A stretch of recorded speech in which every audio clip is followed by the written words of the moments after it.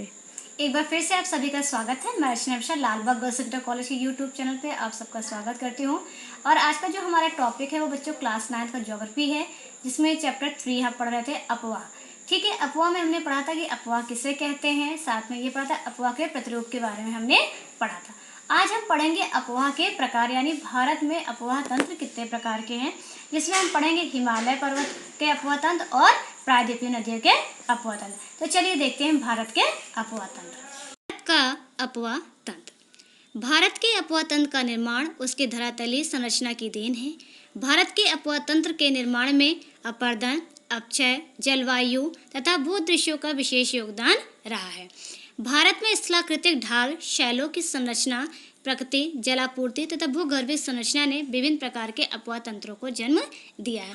यानी जहाँ पे जैसी प्रकृति होगी, जहाँ पे पठार पर आपने देखा होगा, पहाड़ देखे होंगे भारत में, है ना, मैदान देखे, वहाँ पर हर प्रकार के अलग अलग भूकृतियाँ पाई जाती हैं और उसके नेचर के हिसाब से वहाँ पर क्या होता है, वैसे ही आपकी संरचना के हिसाब से वहाँ पे तंत्र अफवाह तंत्र पाए जाते हैं।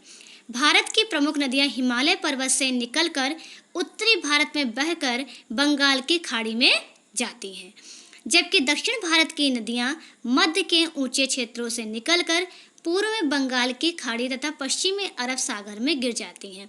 मुख्य नदी तथा उसकी सहायक नदियों के जल ग्रहण क्षेत्र या अपवाहित क्षेत्र को नदी बेसिन या नदी द्रोणी कहा जाता है। अंडरलाइन इस चीज़ को आप बहुत अच्छे से पढ़ेंगे।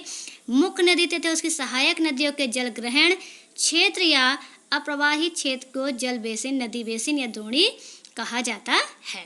इस प्रकार भारत के मुख्य रूप से अग्रग्रहित यानी अग्रलिखित दो प्रकार के अफवाह तंत्र पाए जाते हैं।